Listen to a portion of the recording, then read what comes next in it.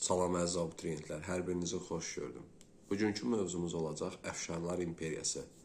Nadir xan Əfşar haqqında olacaq mövzumuz. Əsas mövzumuzun başlanğıcı Nadir xanın adı ilə başlayır və Səfəvilər dövlətinin, baxın, Səfəvilər dövlətinin 2-ci Təhmasibin dövrü 1732-32-yə qədər, yəni 22-32 aralığı. Bu 10 illik müddətdə Səfəvlərin ən geriləmə dövrü hesab olunur.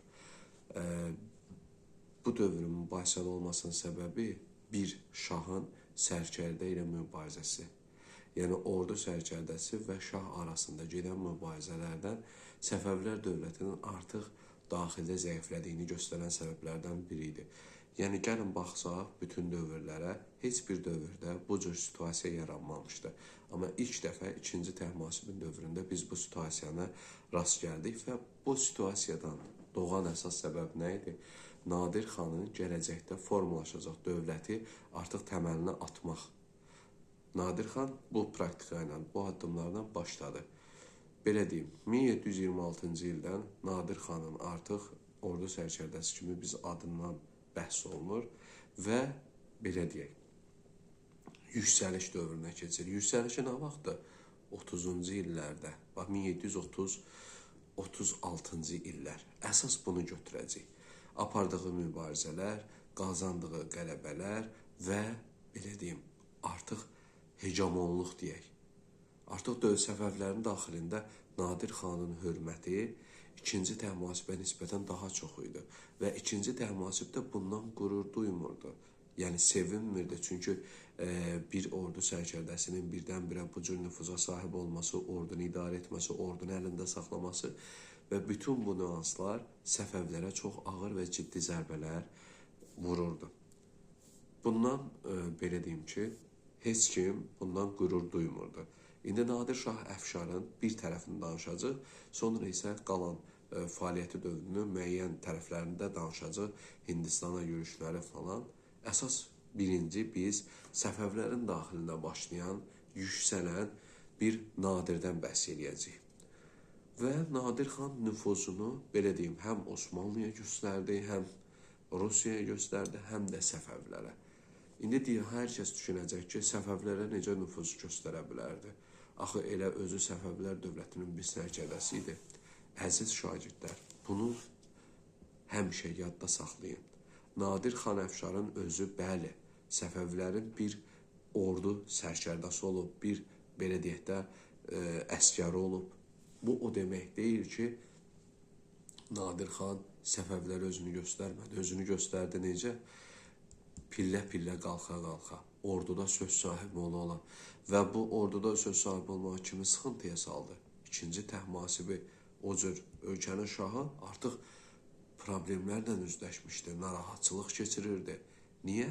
Çünki nüfuz müharibəsində zəif düşmüşdü, məğlub olmuşdu və belə deyim, istədiyi heç nə əldə edə bilmirdi və mübahisələr onu neyinirdi? Geriyə salırdı.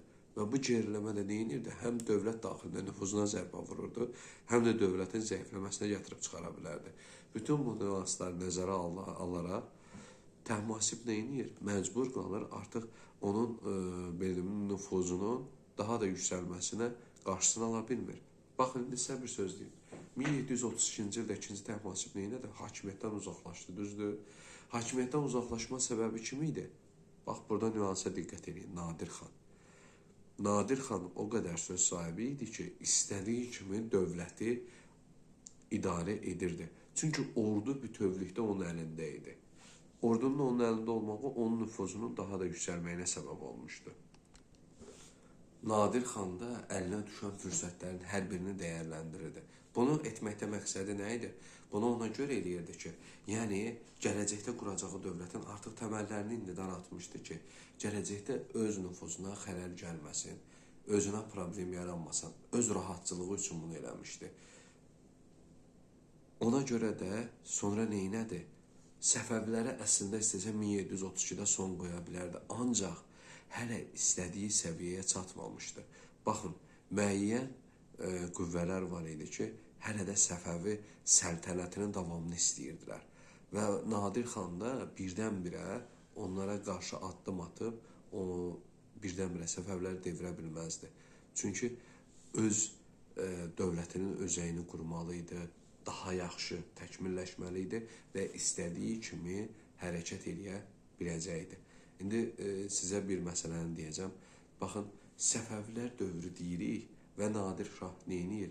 3-cü Abbası, yəni uşaq körpəni şah elan edir və onun qəyyumu kimi dövləti idarə edir. Baxın, biz Səfəvlərə qarşı üsyan baş verdi demirik. Astrabat məsəl üsyanından danışanda biz nə deyirik? Nadir xana qarşı. Yəni, Nadir xana qarşı deməkdə nə məqsədimiz nə idi? Hələ də Səfəvlər səltənətinin davamını istəyən xalq kütləsi var idi. Və indi buradan aydın olur ki, Nadir xan niyə 1732-ci ildə özünü şah elan edib, artıq Təhmasibdən sonra dövlət səltənətini ələ keçirtmədi. Bax, buradan bəyan olunur. Və Nadir xan da istəyirdi ki, bütün o, belə deyək də, səsküy qaldıranların yoxdur, hamısını boxsun. Yəni, dövləti quranda artıq struktur kimi daha güclü dövləti qurmaq üçün strukturu güclü olmalıydı axı. İdarə etməsi güclü olmalıdır. Xalqı yalnız Nadiri deməliydi. Nadir də bilirik ki, işğalçı müharibələrə meyilli bir xan olub. Yəni, xanlıq dövründən görürük də bunun xan olduğu, ordu sərkərdəsi olduğu dövrdən ki, bu adam yad el işğallarına və ərazi ələ keçirtməyə meyillidir. Yəni, bunu artıq biz 1736-1747-ci illər o özü gəlib şah olacaq, Əfşarlar sülaləsi hakimiyyətə gələcək, Əfşar imperiyasını yaradacaq. Biz bunu orada görəcəyik. Orada görəcəyik ki, Nadir nə qədər işğallar edir, hansı əraziləri ələ keçirir və öz nüfuzunu necə geniş sahələrə yayır. Biz hələ ki, Səfəvlərdə xanlıq dövründən gedirik. Xanlıq dövründə neyniyirdi? 34-də ona qarşı olan üsyanı yatırdı, bu heç. Amma bu siqnalları Nadir xan artıq gördü və neynəməli idi? O siqnalları kəsməli idi. Gələcəkdə ona maneə yarada biləcək bütün siqnalları kəsməyə çalışırdı Nadir xan. Nadir xanın istədiyi güclü dövlət yaratmaq və işğallarını davam etmək idi. Əsas onun prinsipi daha böyük. Baxın, belə deyim, əgər biz müqayisə eləmək istəsək Nadir xanı tarixdə İskəndərlə müqayisə edə bilərik. Əmir Teymurla müqayisə edə bilərik. Yəni, Nadir xandan söhbət gedir. Yəni, bəhs elədiyimiz adam Əmir Teymurdur, məsələn, Makedoniya İskəndərdir, Nadirin özüdür, Nadir Şahın özüdür. Yəni, bunlar çox nüfuzlu olublar. Yəni, artıq Nadir özünü dünya fatihi kimi görmək istəyirdi. Baxın, hegemonluq, yəni bu hissiyatı tarixdə iz qoymaq, öz adını yaşatmaq. Yəni, gəlin, Nadir xanla, məsələn, Teymur hər ikisi dövləti yaradıb, hər ikisi nüfuz müharibəsi aparıb. Ancaq, bax, Teymurlər dövləti davam eləsə də, Əmir Teymurdan sonra gələn hansısa bir şah Əmir Teymuru əvəz eləyə bilməyib. Əmir Teymur kimi dövlətini güclü struktur idarə edə bilməyib. Bax, Nadir xandan sonra da yararlı şah olmayıb. Çünki yetişməyib. Bax, bu şəxsiyyətlər dövlət qurublar, quruculuq göstəriblər, nüfuz müharibələr aparıblar, yüksəliblər. Ancaq neyniyiblər? Özlərindən sonraki davamçılar layiqli davamçılar olmayıb. Birinin dövləti davam eləsə də, digərinin dövləti davam eləyə bilməyib. Yəni, burada sonluğa çatıb. Nadirin dövrünü müqayisə elədim, paralelləşdirdim ki, yəni hər birinizin hafizəsində müəyyən canlanmalar olsun. Adi biz götürək. Hülakülər dövründə də Çobani əmirlər neynirdi? Nadir xan kimi şahın adından özlərini vəliyyəti elan edir, qəyyumlu elan edir, belə deyək, və onun adından dövləti idarə etmişdilər. Ancaq Nadirin Çobanilərdən bir fərqi var idi. Nə?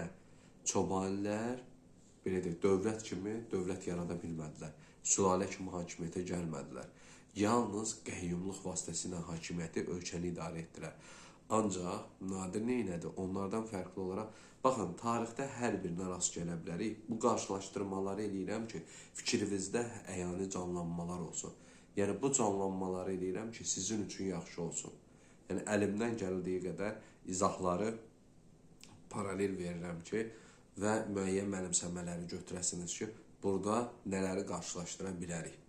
Yəni, bax, məsəl üçün, bəzən olur, şagirdlərimiz sual verir, müəllim, Çobanı əmirləri də qəyyumluq eləyib və dövlət idarə eləyiblər, Nadirdə. Nadirin onlardan fərqi var idi. Çobanı əmirləri bəli qəyyumluq adına idarə elədi, amma Nadir onlardan fərqli olaraq neynədi? Həmin dövlətə son qoyub öz dövlətini yaratdı. Ancaq Çobanı əmirləri neynədi? Sadəcə səltənətdə, səltənət daxilində qəyyumluq vasitəsində ölkəni idarə etdilər. Başqa heç bir şeyə, yəni nə aid olmadılar, nə irəli çəkmədilər. Yalnız qəyyumluq vasitəsilə idarə etmə onlar üçün daha rahat oldu və bu nüfuzu saxlamağa davam elədilər.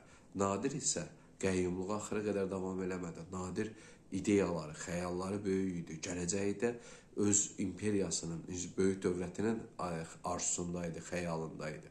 Yəni, bunun üçün Nadir məsələn addımları atırdı və 1736-47-ci illərdə artıq öz dövlətini quracaq və hakimiyyətə gələcək, əfşarlar sülaləsi hakimiyyətə gələcək və bununla da artıq Nadir Şahın nə olacaq?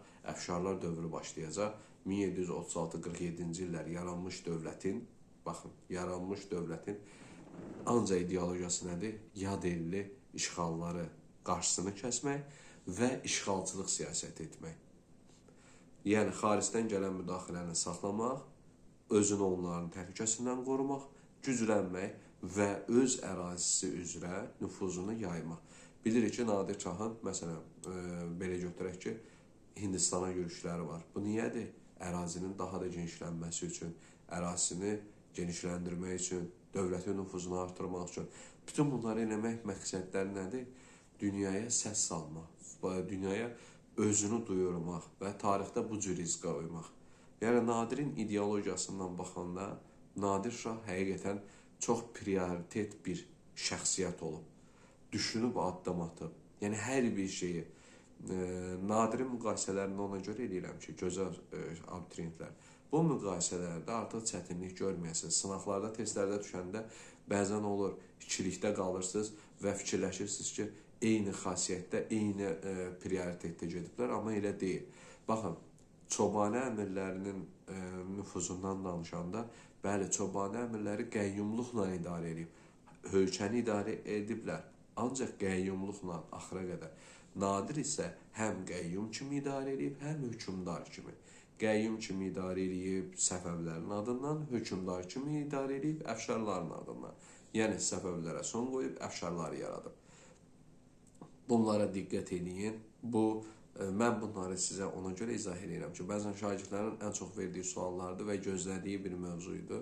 İndi 1736-47-ci illə şahlıq dövrünü isə ikinci hissədə paylaşacağım. Onu da izləyərsiniz, dəyərli olacaq. İnanıram ki, testlərdə də sizə dəstək olacaq. Hər birinizə izlədiyiniz üçün təşəkkür edirəm.